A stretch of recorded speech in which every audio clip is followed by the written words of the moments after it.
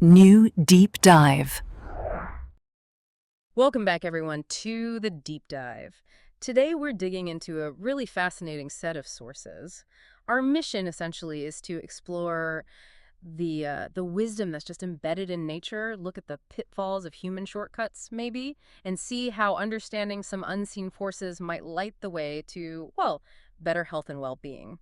We've got some interesting stuff for YouTube transcripts, detailed descriptions of natural health compounds, a real mix. Yeah, and the core theme running through all of this really is nature's own intelligence. It's quite brilliant, actually, but it's something we often just, overlook. We're always chasing efficiency or what we think is progress. Nature often gives us the blueprint, though, if we just listened. Okay, let's unpack that, starting with a great analogy from nature. Think about a forest. When you really look, it's not just about the strongest tree surviving, is it? It's endurance. It's time. Like the bark beetle. It doesn't go for a young, healthy tree. No, it finds the older ones. Right, the ones where the bark is maybe peeling, there are little crevices. That's its entry point. It's that natural cycle, isn't it? Decay making way for the new. Exactly. Nature embracing decay as part of renewal, making space. It's a powerful image. And it reminds me of this other analogy, the onion. You peel it, the outer layers look withered, maybe dying off. But inside, there's new growth, healthy life pushing through. Boris Bolotov, this fascinating Ukrainian biochemist, talked about this. He had some unconventional ideas. Okay. He saw those old, hardened structures ossified, he called them, as holding back the new growth. His idea, quite radical, was that sometimes you have to actively dismantle the old to let the new, the vital, take the lead. Actively dismantle old cells. That sounds intense. How did Bolotov think we could actually do that in our bodies? Well, his logic was surprisingly straightforward, more like an engineer's approach maybe than purely medical. He theorized the body gets rid of old stuff best when it's turned into salts. Yeah. So he suggested adding chlorides, basically eating more salt. The idea was to convert these old cells into salts, which could then be, sweated out or maybe expelled in brine baths. Huh. Simple, in a way. Right. And what's really interesting is he claimed he could spot lymph issues just by looking at the white of someone's eye, even in young people. It just shows how the body, like nature, gives signs if we just learn to read them. Yeah, the body definitely has its own language. Yeah. And that kind of brings us to another point, practice over theory. I love that old story, about the rabbis. The one with the fallen tree? Yeah, they're in the forest, took a shortcut, boom, tree blocking the path. So they get out and they start debating, theoretically, how to move it without touching it. Right, the mental gymnastics. And this peasant comes along with his horse and cart, sees the tree. Doesn't hesitate. Nope. Unhitches the horse, ties it to the tree, pulls it aside, rehitches, and just carries on, while the rabbis are still debating. It's a classic. But it's more than just a joke, isn't it? Oh, absolutely. It's about practical action versus just talk. Exactly. And our sources mention Professor Gagu's 20 years of trial and error in biochemistry to figure things out. Or, think about Edison. How many tries for the light bulb filament? Over 1,000, wasn't it? Something crazy like that, yeah. Real understanding, the kind that actually works, it often comes from just sticking with it. Hands-on experiment. Yeah. Not just sitting around theorizing. Makes you think about all the shortcuts we rely on now, doesn't it? These modern conveniences. Yeah. But how fragile are they? Like that situation in New Zealand back in February, a typhoon hits. Oh, yeah, I read about that. Wiped out the digital infrastructure? Completely. Suddenly you couldn't buy bread, couldn't get gas, payment terminals, just dead. Wow. All that convenience gone in an instant. Yeah. It's a stark reminder, isn't it? How quickly nature can just pull the plug on our systems. Look at Pompeii. Gone. Just like that. Volcano. Right. Instant devastation. Or think about the Turkish earthquakes. Tragic. And apparently a geologist actually predicted it. Really? Based on historical patterns, even planetary alignments, apparently. Yeah. He warned them 3 days ahead. Ignored. Dismissed as unscientific by the, quote, scientists. Oh, come on, yeah. Building major cities right on tectonic fault lines.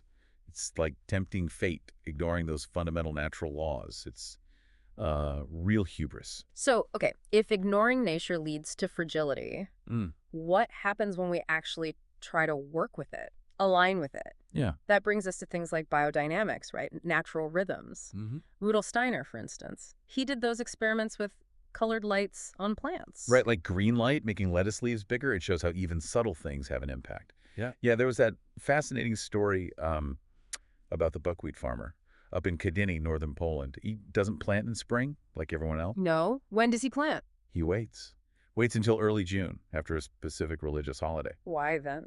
Because apparently the sun's radiation is just right for buckwheat at that specific time. And does it work? Like gangbusters, apparently.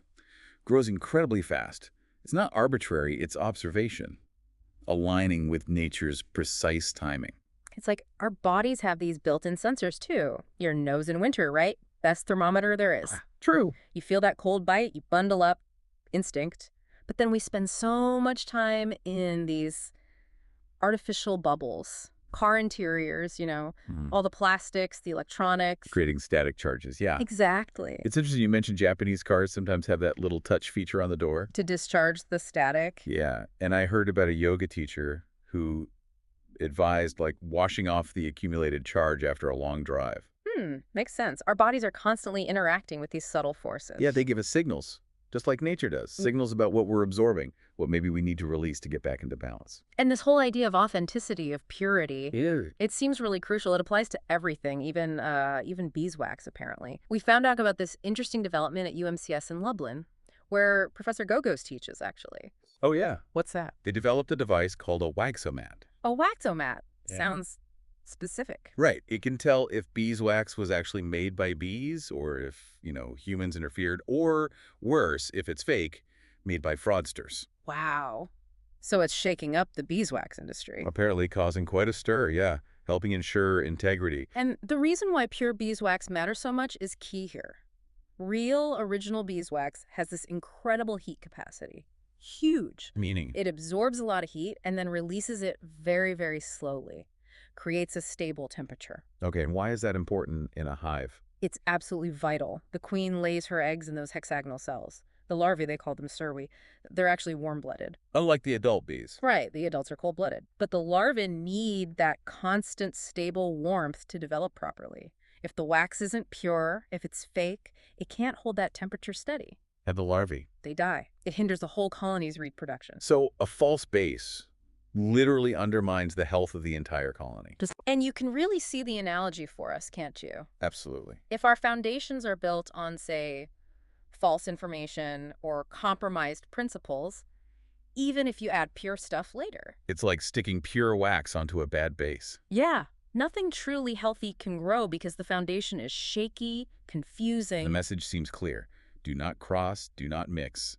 Nature knows best. It's profound. And sticking with bees, there's propolis too. Ah, yes, the hive sealant. That resinous stuff they use to patch up holes. We use it too, right? For sore throats, colds, little cuts. Yeah, it's a great natural remedy. It's got these amazing preservative qualities. They even used it in old polishes, apparently. Just another example of nature's elegance. Multi-purpose solutions. But it also underlines the limits of just synthesizing things. We can pop zinc and magnesium pills, sure. It's convenient. Yeah. But compare that to getting zinc from, say, shellfish. It's not really the same, is it? Like a photocopy versus the original? Exactly. Our sources really emphasize that synthetic substitutes just can't replicate the complexity, the wholeness of nature's version.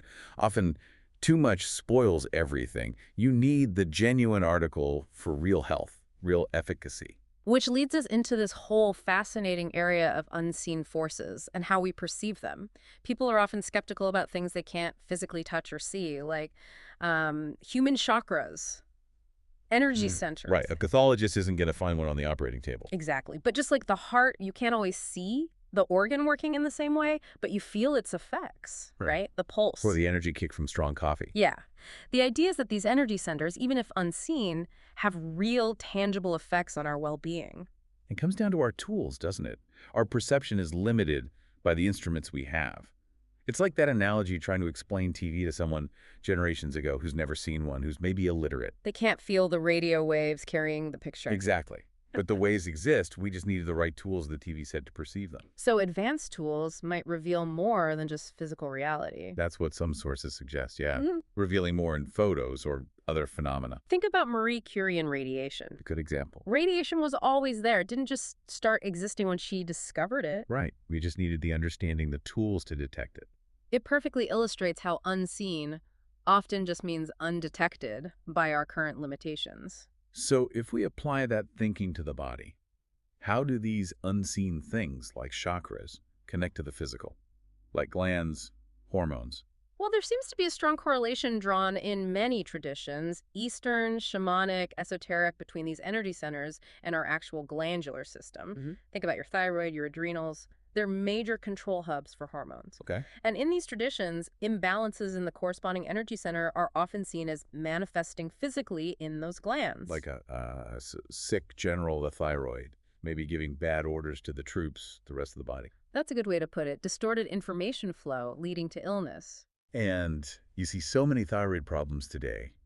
Makes you wonder, doesn't it? Is it connected to these deeper energetic imbalances?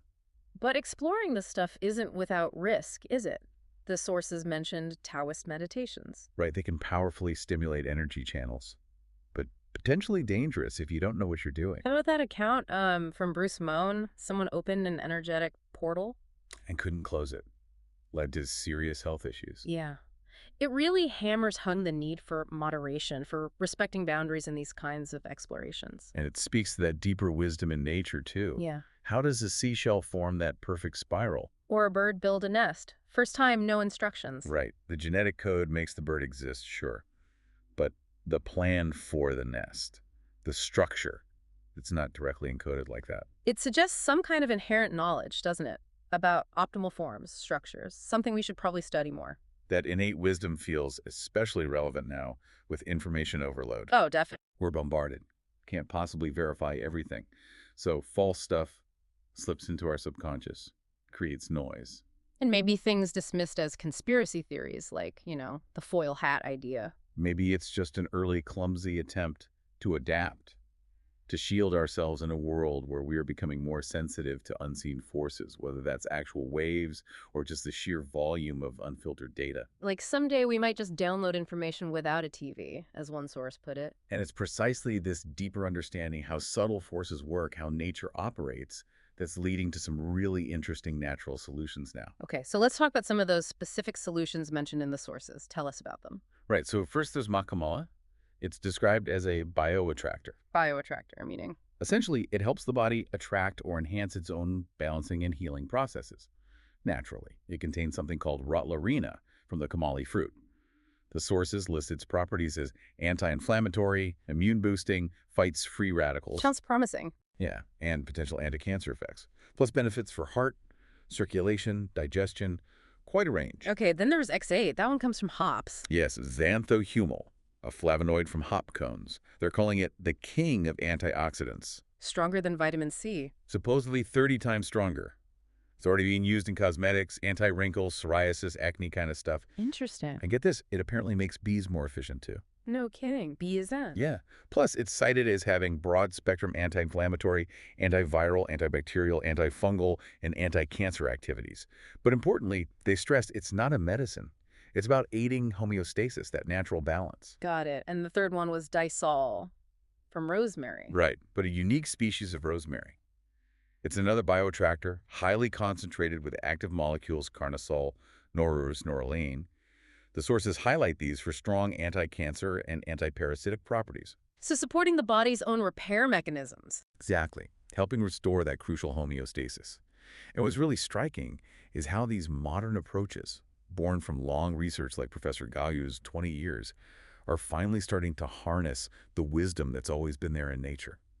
They offer solutions that work with the body's intelligence, not against it. So wrapping this up, we've really touched on some key themes. That stark contrast between our shortcuts and nature's deeper wisdom, that absolute importance of authenticity, whether it's beeswax or the information you consume, and the power of becoming more aware of those unseen influences constantly shaping our lives. Hopefully, understanding these principles helps you, the listener, make more informed choices day to day, whether it's about health, technology, or just navigating the noise. And maybe a final thought to leave you with. We've built this world that's always on, 24/7, right? Constantly chasing profit, often totally out of sync with our own natural rhythms, let alone nature's broader wisdom. What might actually happen if we genuinely slowed down, if we reevaluated where we're headed, not just for more profit, but maybe for real discovery, for genuine well-being? What would that look like?